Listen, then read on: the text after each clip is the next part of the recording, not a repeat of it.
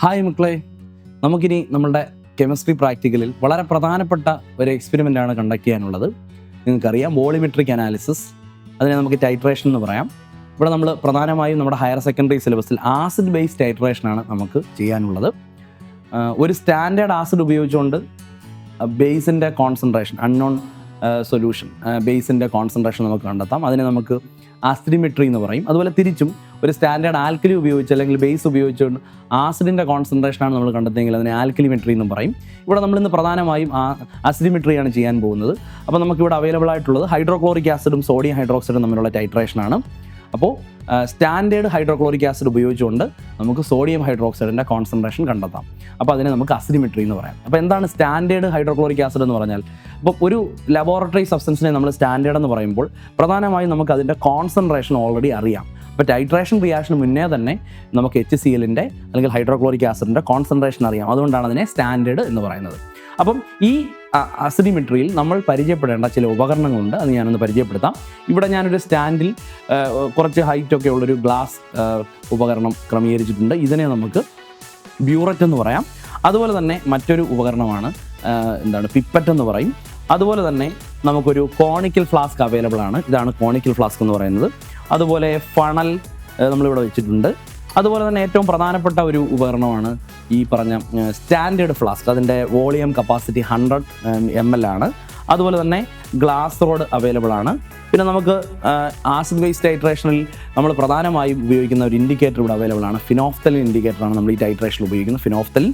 അപ്പോൾ ഫിനോഫ്തലിന് methyl orange ആണല്ലോ strong acid ബേസിൻ്റെ ടൈട്രേഷനിൽ നമ്മൾ ഇൻഡിക്കേറ്ററോട് ഉപയോഗിക്കുന്നത്. ഇവിടെ നമ്മൾ ഫിനോഫ്തലിനാണ് ഉപയോഗിച്ചിരിക്കുന്നത്. അതുപോലെ തന്നെ നമുക്ക് ടൈട്രേഷൻ ചെയ്യാനുള്ള സ്റ്റാൻഡേർഡ് ഹൈഡ്രോക്ലോറിക് ആസിഡ് ഒരു ബീക്കറിൽ പ്രൊവൈഡ് ചെയ്തിട്ടുണ്ട്. അതുപോലെ തന്നെ നമുക്ക് കോൺസെൻട്രേഷൻ കണ്ടെത്തേണ്ട സോഡിയം ഹൈഡ്രോക്സൈഡ് ആൽക്കലി ചെറിയൊരു ബോട്ടിലിൽ നമുക്ക് പ്രൊവൈഡ് ചെയ്തിട്ടുണ്ട്. അപ്പോൾ ഇത്രയുമാണ് പ്രധാനമായും നമ്മൾ ഈ എക്സ്പെരിമെൻറ്റിന് ഉപയോഗിക്കുന്ന ഉപകരണങ്ങൾ. ഓക്കെ, അപ്പോൾ നമുക്ക് സ്റ്റാർട്ട് ചെയ്യാം. നമുക്ക് ആദ്യം സോഡിയം ഹൈഡ്രോക്സൈഡിനെ മേക്കപ്പ് ചെയ്യുക എന്നുള്ളതാണ് ഫസ്റ്റ് പ്രൊസീജിയർ. സോഡിയം ഹൈഡ്രോക്സൈഡിനെ മേക്കപ്പ് ചെയ്യുമ്പോൾ നമുക്ക് തന്നിരിക്കുന്നത് ഒരു ബോട്ടിലായിരിക്കും.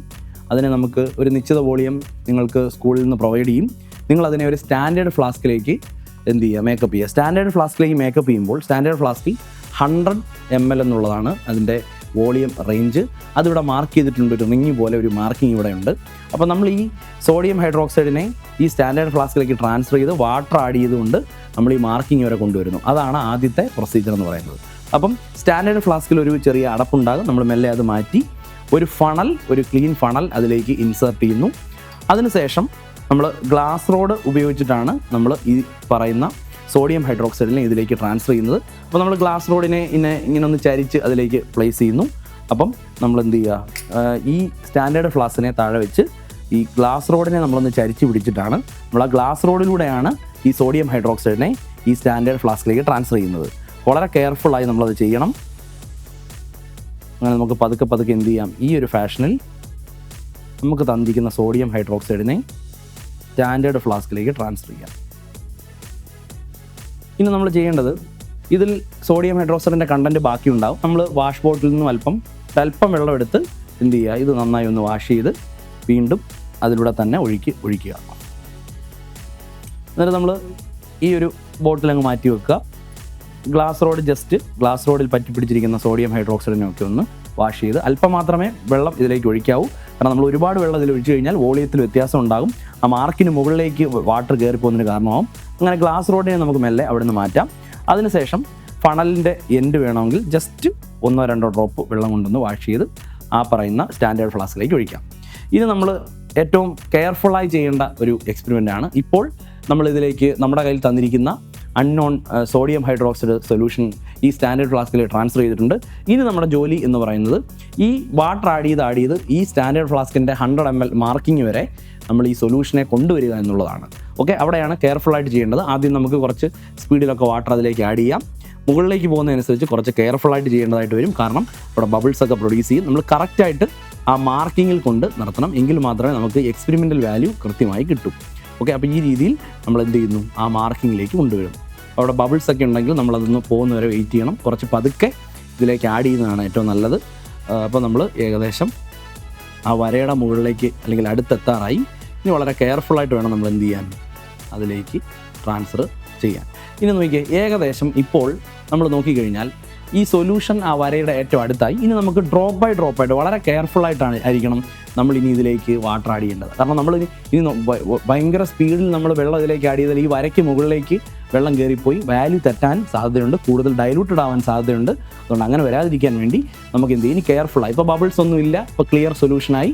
അപ്പോൾ നമുക്കറിയാം ഇങ്ങനെ ഈ വരുന്നൊരു സൊല്യൂഷനിൽ നമുക്കൊരു അപ്പർ മെനിസ്കസും ഒരു ചന്ദ്രക്കൊല പോലെയുള്ള ഒരു ലോവർ മെനിസ്കസും ഉണ്ടാവും, ഒരു അപ്പർ മെനിസ്കസും ഉണ്ടാവും. ഇതൊരു കളർലെസ് സൊല്യൂഷനാണ്. അതുകൊണ്ട് തന്നെ ഈ വരയിൽ ഇതിൻ്റെ ലോവർ മെനിസ്കസ്, നമ്മളിപ്പം തിരിച്ചെഴുതുന്ന യു പോലിരിക്കുന്ന ആ ഒരു ലോവർ മെനിസ്കസ് ആയിരിക്കണം എന്ത് ചെയ്യേണ്ടത്, ആ വരയുടെ താഴെ ടച്ച് ചെയ്യേണ്ടത്. ആ രീതിയിൽ നമ്മൾ എന്ത് ചെയ്യുക, നമ്മളിപ്പം ഈ വാഷ് ബോട്ടിലേക്ക് കുറച്ച് വെള്ളം പ്രസ് ചെയ്ത് കളഞ്ഞിട്ട് ഒരു ഡ്രോപ്പ് വരും, അതിനെ മെല്ലെ ഇതിലേക്ക് ഒരു ഡ്രോപ്പ് വാട്ടറിനെ അതിലേക്ക് ട്രാൻസ്ഫർ ചെയ്യുക. അതുപോലെ ഒരു ഡ്രോപ്പ് നമ്മൾ ഇങ്ങോട്ട് ട്രാൻസ്ഫർ ചെയ്തു. അങ്ങനെ ഡ്രോപ്പ് ബൈ ഡ്രോപ്പായിട്ട് വെള്ളത്തെ എന്ത് ചെയ്യുക, പതുക്കെ കുറച്ച് സമയം എടുത്ത് പതുക്കെ ചെയ്യുക. അങ്ങനെ ആകുമ്പോൾ നമുക്ക് ബെറ്റർ റിസൾട്ട് കിട്ടുന്നതായിരിക്കും ഓരോ ഡ്രോപ്പ്. ഏകദേശം ഇപ്പോൾ ആ സൊല്യൂഷൻ അതിൻ്റെ ലോവർ മെനിസ്കസ് അവിടെ ടച്ച് ചെയ്യുന്ന ഒരു രീതിയിലേക്ക് വരുന്നു. വീണ്ടും ഞാൻ ഒരു ഡ്രോപ്പ് ഇങ്ങോട്ട് ആഡ് ചെയ്യുന്നു. ഏകദേശം ഇനി ഒരു മാക്സിമം ഒരു 2 ഡ്രോപ്സ് ഒക്കെ ഉണ്ടെങ്കിൽ നമുക്ക് ഈസി ആയിട്ട് ഇതിനെ അവിടെ മുട്ടിക്കാൻ പറ്റും, വരയിൽ മുട്ടിക്കാൻ പറ്റും. അതുകൊണ്ട് ഒരു കുറച്ച് വാട്ടർ കളയുന്നു, ഓരോ ഡ്രോപ്പ് വെച്ചിട്ട് നമ്മളൊരു ലോജിക്കിൽ ഇത് അപ്ലൈ ചെയ്താൽ മതി. ഇപ്പോൾ ഏകദേശം അതിൻ്റെ അപ്പർ മെനിസ്കസ് വരയിൽ ടച്ച് ചെയ്തിട്ടുണ്ട്. പക്ഷേ നമുക്ക് ലോവർ മെനിസ്കസ് ആണ് നമ്മൾ നോക്കേണ്ടത്. കളർലെസ് സൊല്യൂഷനിൽ എപ്പോഴും നമ്മൾ ലോവർ മെനിസ്കസ് ആണ് നമുക്ക് ക്ലിയർലി വിസിബിൾ ആവുന്നത്. സോ അത് അവിടെ ടച്ച് ചെയ്യിപ്പിക്കാൻ നോക്കുക. അപ്പോൾ ഇങ്ങനെ നമുക്ക് ഡ്രോപ്പിനെ എന്ത് ചെയ്യാൻ പറ്റും, ക്രിയേറ്റ് ചെയ്യാൻ പറ്റും. നമ്മൾ വാഷ് ബോട്ടിലേക്ക് കുറച്ച് വെള്ളത്തെ കളഞ്ഞതിന് ശേഷം ഡ്രോപ്പ് ബൈ ഡ്രോപ്പായിട്ട് ഇപ്പോൾ ഏകദേശം അവിടെ ടച്ച് ചെയ്തിട്ടുണ്ട്. ഇനി ഒരു ഡ്രോപ്പും കൂടെ ആയിക്കഴിഞ്ഞാൽ ഏകദേശം എന്തായി, ഈ വരയിൽ ടച്ച് ചെയ്തു എന്ന് പറയാം. ഓക്കെ, അപ്പം ഇതിൻ്റെ ലോവർ മെനിസ്കസ് ഏകദേശം എന്ത് ചെയ്യുന്നുണ്ട്, ആ വരയിലേക്ക് ടച്ച് ചെയ്തു തുടങ്ങി. ഓക്കെ, അപ്പം ഒരു ഡ്രോപ്പ് കൂടെ ആഡ് ചെയ്യാം. അതുകൊണ്ട് ഇപ്പോൾ ക്ലിയർലി എന്ത് ചെയ്യുന്നു, ആ ലോവർ മെനിസ്കസ് നമ്മുടെ 100 ml വരയിൽ ടച്ച് ചെയ്തിട്ടുണ്ട്. അത് നമ്മൾ ക്ലോസ് ചെയ്യുന്നു. ഓക്കെ, എന്നിട്ട് ഇത് ക്ലോസ് ചെയ്തതിന് ശേഷം കോൺസെൻട്രേഷനൊക്കെ ഇപ്പോൾ വാട്ടർ നമ്മൾ കുറച്ച് ആഡ് ചെയ്തു, കോൺസെൻട്രേഷനൊക്കെ ഒന്ന് യൂണിഫോം ആവാൻ വേണ്ടി നമുക്ക് വേണമെങ്കിൽ എന്ത് ചെയ്യാം, ജസ്റ്റ് ഒന്ന് ഇൻവെർട്ടഡ് ആക്കി ഇതിനെ എന്ത് ചെയ്യാം, ഒന്ന് ഷേക്കൊക്കെ ചെയ്ത് റെഡിയാക്കാം. ഈ സൊല്യൂഷൻ ഒന്ന് എല്ലാ സ്ഥലത്തും ഒരുപോലെ കോൺസെൻട്രേഷൻ ഒന്ന് യൂണിഫോം ആക്കാൻ വേണ്ടിയിട്ടാണ് നമ്മൾ എന്ത് ചെയ്യുന്നത്, ഇതിനെ ഒന്ന് ഇൻവെർട്ട് ചെയ്യുന്നത്. ഈ രീതിയിലൊക്കെ നമുക്ക് എന്ത് ചെയ്യാൻ പറ്റും, ഈ പറയുന്ന സോഡിയം ഹൈഡ്രോക്സൈഡിനെ നമുക്ക് ഈ രീതിയിൽ മേക്കപ്പ് ചെയ്യാം. ഇതിനെ making up of sodium hydroxide solution എന്നാണ് പറയുന്നത്, മേക്കപ്പ് ദ സൊല്യൂഷൻ എന്നാണ് പറയുന്നത്. ഇപ്പോൾ നമ്മൾ എന്ത് ചെയ്തു, വോളിയം മേഡ് ടു 100 ml ആക്കി, വോളിയം 100 ml ആക്കി മാറ്റി നമ്മൾ ഈ രീതിയിലേക്ക് ഇതിനെ കൊണ്ടുവന്നു. ഇതിനെയാണ് നമ്മൾ എന്ത് പറയുന്നത്, നമുക്ക് തന്നിരുന്ന സോഡിയം ഹൈഡ്രോക്സൈഡിനെ, സ്കൂളിൽ നിങ്ങൾക്ക് പ്രൊവൈഡ് ചെയ്യുന്ന സോഡിയം ഹൈഡ്രോക്സൈഡിനെ നിങ്ങൾ സ്റ്റാൻഡേർഡ് ഫ്ലാസ്കിലേക്ക് ട്രാൻസ്ഫർ ചെയ്ത് വാട്ടർ ആഡ് ചെയ്തുകൊണ്ട് നിങ്ങൾ എന്ത് ചെയ്യുക, ഈ മാർക്കിംഗ് വരെ കൊണ്ടുവരിക. അപ്പോൾ ഇപ്പോൾ നമുക്ക് 100 ml സോഡിയം ഹൈഡ്രോക്സൈഡ് ആയിട്ടുണ്ട്. കാരണം ഇത് 100 ml സ്റ്റാൻഡേർഡ് ഫ്ലാസ്ക് ആണ്. ഓക്കെ, ഞാൻ അതിനെ മാറ്റി വെക്കുന്നു. ഇതാണ് ആദ്യ സ്റ്റെപ്പ് എന്ന് പറയുന്നത്. ഇനി നമ്മൾ ബ്യൂററ്റിലേക്ക് വരുന്നു. ബ്യൂററ്റിൽ നമ്മൾ എപ്പോഴും ആസിഡ് സൊല്യൂഷനാണ്. നമുക്ക് സ്റ്റാൻഡേർഡ് ഹൈഡ്രോക്ലോറിക് ആസിഡ് സ്കൂളിൽ പ്രൊവൈഡ് ചെയ്തിട്ടുണ്ട്. ഇതുപോലെ ഒരു ബീക്കറിൽ നമുക്കത് പോയി എടുത്തുകൊണ്ട് വരാൻ പറ്റും.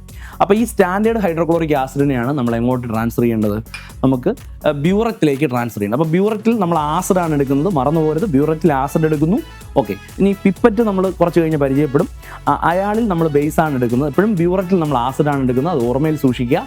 ഈ ബ്യൂററ്റിനെ സംബന്ധിച്ചിടത്തോളം അയാൾക്ക് ഒരു 0 മുതൽ 50 വരെയാണ് അതിൻ്റെ റീഡിങ് അവിടെ ഉണ്ടാകുന്നത്. അപ്പോൾ നമ്മുടെ ആദ്യത്തെ ജോലി എന്ന് പറഞ്ഞാൽ, ഇവിടെ നമ്മൾ ആസിഡാണല്ലോ, സ്റ്റാൻഡേർഡ് ആസിഡാണ് നമ്മൾ എടുക്കുന്നത്.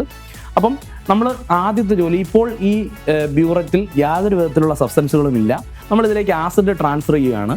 അതിനു മുന്നേ നമ്മൾ ആസിഡ് ഉപയോഗിച്ചുകൊണ്ട് ഈ അപ്പാരറ്റസിനെ വാഷ് ചെയ്യണം. അതിനെ റിൻസിങ് ദ അപ്പാരറ്റസ് എന്ന് പറയും. അതായത് നമ്മൾ ബ്യൂററ്റിനെ ഹൈഡ്രോക്ലോറിക് ആസിഡ് ഉപയോഗിച്ചുകൊണ്ട് റിൻസ് ചെയ്യാൻ പോവുകയാണ്.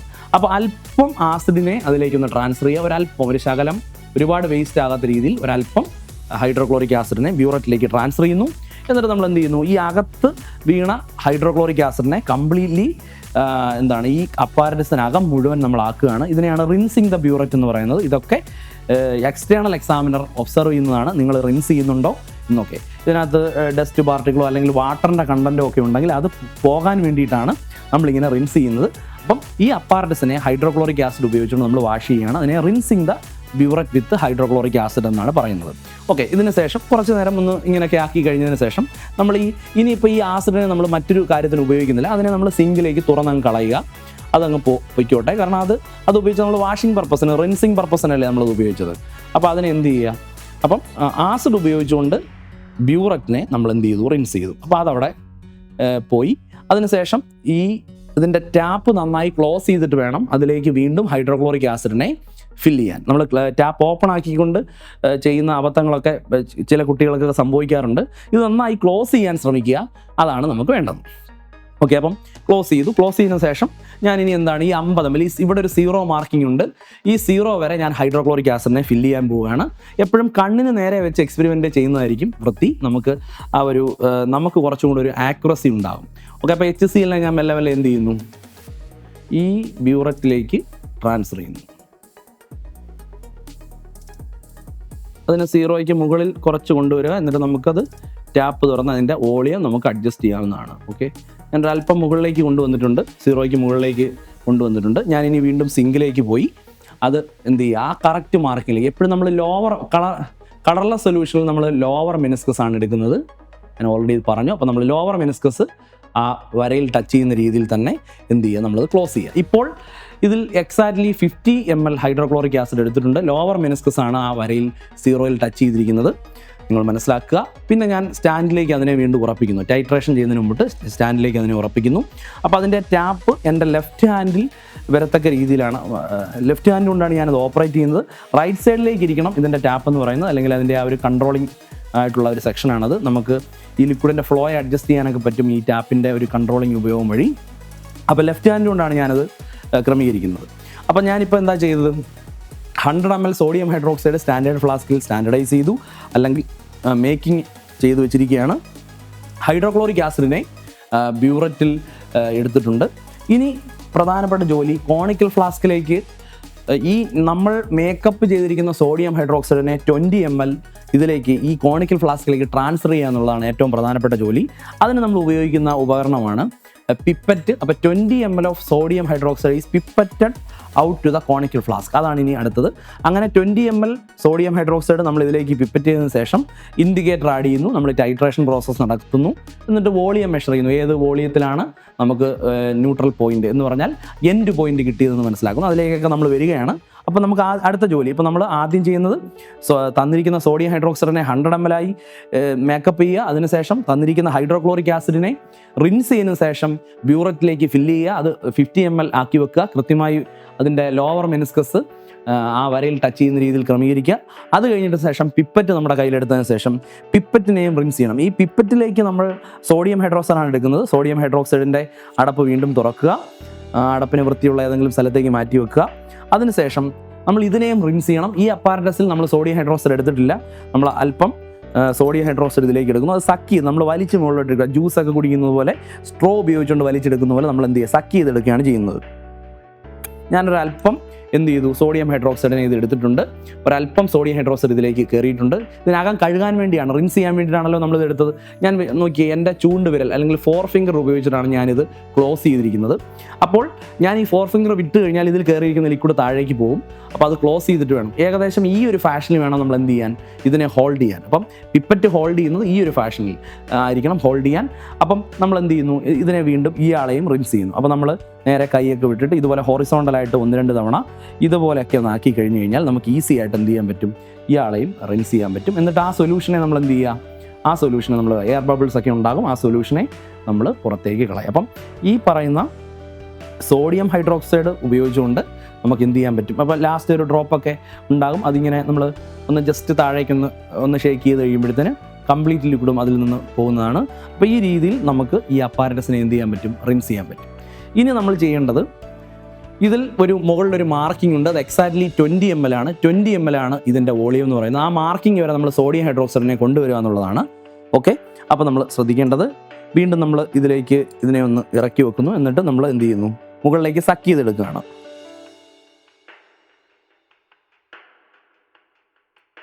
അപ്പോൾ നമ്മൾ നോക്കുമ്പോൾ ഏകദേശം നമുക്ക് ഈ ഒരു വരയുടെ മുകളിലേക്ക് അതിനെ കൊണ്ടുവന്നതിന് മുകളിലത്തെ വിരൽ അഡ്ജസ്റ്റ് ചെയ്തുകൊണ്ട് നമുക്ക് എന്ത് ചെയ്യാൻ പറ്റും, ആ മാർക്കിംഗ് വരെ നമുക്ക് സോഡിയം ഹൈഡ്രോക്സൈഡിനെ കൊണ്ടുവരാം. ഇപ്പോൾ ഇതിൽ എക്സാക്ട്ലി 20 ml സോഡിയം ഹൈഡ്രോക്സൈഡ് ഉണ്ട്. അതിനെ വളരെ കെയർഫുള്ളായി ഒന്ന് ഇതിലേക്ക് ട്രാൻസ്ഫർ ചെയ്യുക, നമ്മുടെ കോണിക്കൽ ഫ്ലാസ്കിലേക്ക് ട്രാൻസ്ഫർ ചെയ്യുക. അപ്പോൾ ഒന്ന് ജസ്റ്റ് ചരിച്ച് വെച്ചതിന് ശേഷമാണ് അതിനെ ഏതാണ്ട് ഈ ഒരു കഴിയുമെങ്കിൽ ഈ രീതിയിലൊന്ന് ഹോൾഡ് ചെയ്യുക കോണിക്കൽ ഫ്ലാസ്ക്. എന്നിട്ട് നമ്മൾ പതുക്കെ ഒന്ന് മെല്ലെ റിലീസ് ചെയ്യുക. അപ്പോൾ അത് പതുക്കെ വന്ന ആ സൊല്യൂഷൻ എന്ത് ചെയ്യും, ആ കോണിക്കൽ ഫ്ലാസ്കിലേക്ക് ട്രാൻസ്ഫർ ആയിക്കോളും. നമ്മളൊരു ഇങ്ങനെ ഒന്ന് ചരിച്ച് വെച്ച് വേണം എന്ത് ചെയ്യാൻ, ഇതിലേക്ക് ട്രാൻസ്ഫർ ചെയ്യാൻ. വെർട്ടിക്കലായിട്ട് ആഡ് ചെയ്യരുത്, ഈ രീതിയിലൊന്ന് ചെയ്യുക. അപ്പോൾ പതുക്കെ ആ സൊല്യൂഷൻ എന്ത് ചെയ്തോളും, സോഡിയം ഹൈഡ്രോക്സൈഡ് കോണിക്കൽ ഫ്ലാസ്കിലേക്ക് വന്ന് വീഴുന്നു. അപ്പോൾ ഈ ഒരു ഫാഷനിൽ പറ്റുമെങ്കിൽ ഈ രീതിയിൽ തന്നെ ഹോൾഡ് ചെയ്യാൻ ശ്രമിക്കുക. ഇങ്ങനെ ഒന്ന് ചരിച്ച് വെച്ച് അത് പതുക്കെ സ്ലോ ആയിട്ട് അതിനകത്തേക്ക് വരും. നന്നായി നോക്കി മനസ്സിലാക്കുക എന്താണ് നമ്മളെ എന്തൊക്കെയാണ് ആക്ഷൻ ചെയ്യുന്നത് എന്നുള്ളത്. അപ്പോൾ ഏകദേശം ഇപ്പോൾ സോഡിയം ഹൈഡ്രോക്സൈഡ് തീരാറായിട്ടുണ്ട്. അപ്പം ഏകദേശം നമ്മളിങ്ങനെ എന്താ പറയുക, ടുവേഴ്സ് ദ എൻഡിലേക്ക് വരുമ്പം ലാസ്റ്റ് നമുക്ക് ചില ഡ്രോപ്പുകളൊക്കെ ഉണ്ട്. അപ്പോൾ നമ്മളിങ്ങനെ ജസ്റ്റ് ഇതിൻ്റെ എൻഡ് ഒന്ന് ടച്ച് ചെയ്യുക, അതിൻ്റെ ആ സർഫസിൽ താഴെ അതിൻ്റെ ആ ഫ്ലാറ്റായിട്ടുള്ള പ്രതലത്തിൽ. അപ്പം ഇതിനൊന്ന് ടച്ച് ചെയ്യുമ്പോഴത്തേന് ആ ലാസ്റ്റ് ഡ്രോപ്പും എന്ത് ചെയ്യും, അതിലേക്ക് വീഴും. അതിനുശേഷം നമുക്ക് എന്ത് ചെയ്യാൻ പറ്റും, ഈ ലാസ്റ്റ് ഡ്രോപ്പും കൂടെ ഈ കോണിക്കൽ ഫ്ലാസ്കിലേക്ക് വീണതിന് ശേഷം നമുക്ക് പിപ്പറ്റിനെ സേഫായിട്ട് മാറ്റി വെക്കാൻ പറ്റും. ഇപ്പോൾ ഈ കോണിക്കൽ ഫ്ലാസ്കിൽ എക്സാക്ട്ലി 20 ml സോഡിയം ഹൈഡ്രോക്സൈഡ് ഉണ്ട്. അതിനുശേഷം നമ്മളിനി പ്രധാനപ്പെട്ട ഒരു കാര്യത്തിലേക്ക് കടക്കാൻ പോകണം. ഇൻഡിക്കേറ്ററിനെ ഇതിലേക്ക് ആഡ് ചെയ്യണം. ഇതൊരു കളർലെസ് സൊല്യൂഷനാണ്, ബേസാണ്, നമുക്കറിയാം ഫിനോഫ്തലിൻ. അപ്പോൾ ഫിനോഫ്തലിനെ നമ്മൾ ഒരു ഡ്രോപ്പ് ഇതിലേക്ക് ആഡ് ചെയ്യുന്നു. ഒരുപാട് ഡ്രോപ്പ് ആഡ് ചെയ്യേണ്ട, ഒരു സിംഗിൾ ഡ്രോപ്പ് ആഡ് ചെയ്താൽ മതി. അപ്പോൾ നമ്മൾ ഈ പറയുന്ന കോണിക്കൽ ഫ്ലാസ്ക് എടുക്കുന്നു, ഒരു ഡ്രോപ്പ് ഫിനോഫ്തലിൻ അതിലേക്ക് ആഡ് ചെയ്ത് കൊടുക്കുന്നു. അപ്പോൾ ആ സൊല്യൂഷൻ്റെ കളർ ചേഞ്ച് ചെയ്യണ്ടില്ലേ. അപ്പോൾ ബേസിക് മീഡിയത്തിൽ ഫിനോഫ്തലിൻ പിങ്ക് കളർ കാണിക്കുന്നു. ഇനി ഈ പറയുന്ന പിങ്ക് കളറുള്ള സൊല്യൂഷനിലേക്കാണ് നമ്മൾ സ്റ്റാൻഡേർഡ് ഹൈഡ്രോക്ലോറിക് ആസിഡ് ഒഴിച്ച് ടൈറ്ററേറ്റ് ചെയ്യാൻ പോകുന്നത്.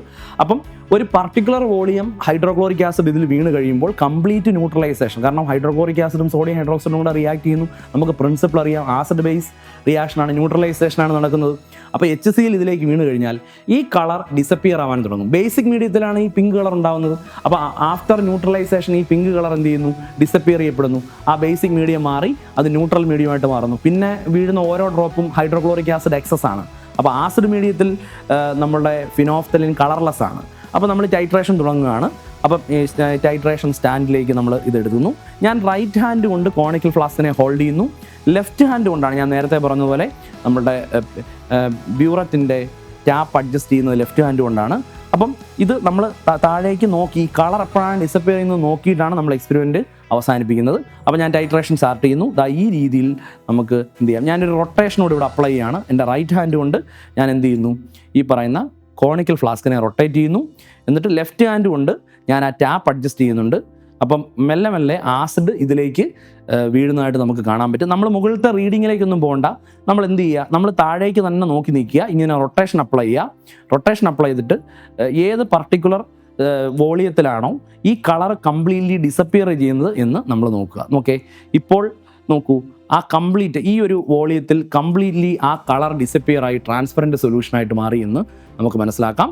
അപ്പോൾ നമുക്ക് അതിന് കറസ്പോണ്ടിങ് ആയിട്ടുള്ള വോളിയം നമ്മൾ നമ്മുടെ ബ്യൂററ്റിലേക്ക് നോക്കുന്നു. ആ വോളിയമാണ് വോളിയം ഓഫ് HCl എന്ന് പറയുന്നത്. അത് നമ്മൾ നോക്കി മനസ്സിലാക്കുക. അപ്പോൾ നമുക്ക് ആ ഹൈഡ്രോക്ലോറിക് ആസിഡിൻ്റെ വോളിയം ഒന്ന് പരിശോധിക്കാം. ഞാനത് മെല്ലെ എൻ്റെ കയ്യിലേക്ക് എടുക്കുന്നു. അതിനുശേഷം നമ്മൾ നോക്കുമ്പോൾ എക്സാക്ട്ലി 19.5 ഹൈഡ്രോക്ലോറിക് ആസിഡിൻ്റെ ലോവർ മെനിസ്കസ് വന്ന് നിൽക്കുന്നത് നമുക്ക് കാണാൻ പറ്റും.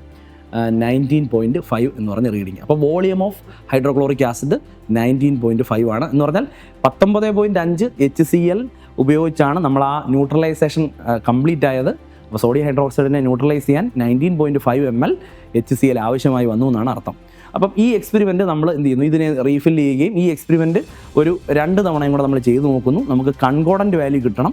കൺകോർഡൻറ്റ് വാല്യൂ എന്ന് പറഞ്ഞാൽ എക്സ്പെരിമെൻ്റൽ റിസൾട്ട് കൺസിസ്റ്റൻ്റ് ആയിട്ട് കിട്ടുക, സെയിം റിസൾട്ടുകൾ കിട്ടുക. So repeat the experiment. 1-2 തവണയും കൂടെ നമ്മൾ എന്ത് ചെയ്യുന്നു, ഒന്നുകൂടെ റിപ്പീറ്റ് ചെയ്യുന്നു, കൺകോർഡൻറ്റ് വാല്യൂ എഴുതുന്നു. അത് കാൽക്കുലേഷൻ പാർട്ടാണ്, അതിലേക്ക് നമ്മളിപ്പോൾ പോകും. ഇപ്പോൾ ഇത്രയും മനസ്സിലാക്കുക. ഓക്കെ, അപ്പോൾ മക്കളെ, നമ്മളുടെ ടൈട്രേഷൻ എക്സ്പെരിമെൻറ്റ് അവസാനിച്ചു. ഇനി നമുക്ക് കാൽക്കുലേഷൻ പാർട്ടാണുള്ളത്. നിങ്ങളുടെ ഹയർ സെക്കൻഡറി പ്രാക്ടിക്കൽ ബോർഡ് എക്സാമിനേഷന് നിങ്ങൾക്ക് ഇങ്ങനെ ഒരു ചോദ്യമാണ് ടൈട്രേഷനുമായി ബന്ധപ്പെട്ട് കിട്ടുന്നത്. നോക്കിയേ, നമ്മൾ അസിഡിമെട്രി അല്ലേ ചെയ്തത്. Okay, estimate the mass of sodium hydroxide in the whole of the given solution. You are supplied with a saturated solution of hydrochloric acid containing 3.7 gram per liter. അപ്പോൾ ഹൈഡ്രോക്ലോറിക് ആസിഡിൻ്റെ ഗ്രാം പെർ ലിറ്ററിലുള്ള വാല്യൂ തന്നിട്ടുണ്ട്, 3.7 എന്ന് പറഞ്ഞിട്ടുണ്ട്. അതാണ് standard hydrochloric acid. നമ്മൾ അതിൻ്റെ values ഉപയോഗിച്ചുകൊണ്ട് നമ്മൾ unknown concentration of sodium hydroxide കണ്ടെത്തുകയാണ്, മാസ് കണ്ടെത്തുകയാണ്. യെസ്, അപ്പോൾ നമുക്കൊരു ടാബുലർ കോളം അവിടെ അവൈലബിൾ ആണ്. നോക്കൂ, സോഡിയം ഹൈഡ്രോക്സൈഡ് വേഴ്സസ് HCl. അവിടെ നമ്മുടെ സീരിയൽ നമ്പർ 1, 2, 3 3 തവണ നമ്മൾ എക്സ്പെരിമെൻറ്റ് റിപ്പീറ്റ് ചെയ്യുന്നു. വോളിയം ഓഫ് സോഡിയം ഹൈഡ്രോക്സൈഡ് ആണ് നമ്മൾ, അത് 20 ml ആണല്ലോ നമ്മൾ പിപ്പറ്റ് ഔട്ട് ചെയ്തത്. അപ്പം 3 സാഹചര്യത്തിലും 20 തന്നെ. പിന്നെ ബ്യൂററ്റ് റീഡിംഗ് ആണ്, അവിടെ ഇനിഷ്യൽ റീഡിംഗ് എപ്പോഴും 0-ലാണ് നമ്മൾ സ്റ്റാർട്ട് ചെയ്തിരിക്കുന്നത്. ഫൈനൽ റീഡിംഗ് നമ്മൾ എക്സ്പെരിമെൻറ്റ് ഓൾറെഡി ചെയ്തിരുന്നു, നമ്മൾ 3 times എക്സ്പെരിമെൻറ്റ് റിപ്പീറ്റ് ചെയ്തിരുന്നു. അപ്പോൾ നമുക്ക് ഫൈനൽ റീഡിംഗ് നമുക്ക് 19.5 ആണ് കിട്ടിയത്. നേരത്തെ എക്സ്പെരിമെൻ്റൽ ഡെമോൺസ്ട്രേഷനിൽ ഞാൻ നിങ്ങളെ കാണിച്ചിരുന്നു. ഓക്കെ, അപ്പം നമുക്ക് 19.5 ആണ് കിട്ടിയത്. ഈ 3 സാഹചര്യത്തിൽ നമുക്ക് ഒരേ റിസൾട്ട് തന്നെ കിട്ടി. അടുത്തടുത്ത് ഒരേപോലുള്ള വാല്യൂ വരിക. ഇപ്പോൾ ഏതെങ്കിലും ഫസ്റ്റ് വാല്യൂവിൽ ചെറിയൊരു വ്യത്യാസം ചിലപ്പോൾ വന്നാലും അവസാനത്തെ 2 റീഡിങ് സെയിം ആയിട്ട് വരിക. അതിനെയാണ് നമ്മൾ കൺകോർഡൻറ്റ് വാല്യൂ എന്ന് പറയുന്നത്. So what is concordant value? 19.5 തന്നെ. അപ്പോൾ നമ്മളിവിടെ 19.5 ml എന്ന് എഴുതി. അപ്പോൾ ഈ ടാബുലർ കോളം വളരെ ഇമ്പോർട്ടൻ്റ് ആണ്. അപ്പം വോളിയം ഓഫ് HCl 19.5 ml ആണ്. പറ്റുമെങ്കിൽ ഇങ്ങനെ ഒന്ന് അണ്ടർലൈൻ ചെയ്യുക. അടുത്ത പാർട്ടിലേക്ക് നമ്മൾ പോകുന്നു, കാൽക്കുലേഷൻ പാർട്ടിലേക്കാണ് വരുന്നത്. നമ്മളിപ്പം ഒബ്സർവേഷൻ നടത്തി ടാബുലർ കോളം ഫൈൻഡ് ചെയ്തു. ഇനി നമുക്ക് നോക്കൂ, നമ്മുടെ ക്വസ്റ്റ്യൻ പേപ്പറിൽ തന്നിരിക്കുന്ന HClൻ്റെ എന്താണ് mass per litre of HCl 3.7 gram per liter ആണെന്ന് ഓൾറെഡി നമ്മളുടെ ക്വസ്റ്റ്യൻ പേപ്പറിൽ തന്നിട്ടുണ്ട്. അത് നമ്മളവിടെ എടുത്തെഴുതുക. ഇങ്ങനെ എഴുതി. അതുപോലെ ഈക്വലൻ്റ് മാസ് ഓഫ് HCl 36.5 ആണ്. അത് നമ്മൾ മനസ്സിലാക്കി വെച്ചിരിക്കണം. ഈക്വലൻ്റ് മാസ്, ഒരു ആസിഡിൻ്റെ ഈക്വലൻ്റ് മാസ് കിട്ടുന്നതിന് അതിൻ്റെ മോളിക്കുലർ മാസിനെ നമ്മൾ എന്ത് ചെയ്യുക? അതിൻ്റെ ബേസിസിറ്റി ഉണ്ട്. എന്താ ബേസിസിറ്റി എന്ന് പറഞ്ഞാൽ, ഇപ്പോൾ HCl എടുത്തു കഴിഞ്ഞ് കഴിഞ്ഞാൽ നമ്മൾ ഒരു കോംപ്ലിക്കേഷനും ഇല്ല. HCl ഒരു ഹൈഡ്രജൻ അയോണിനെ H+നെയാണല്ലോ പ്രൊവൈഡ് ചെയ്യുന്നത്.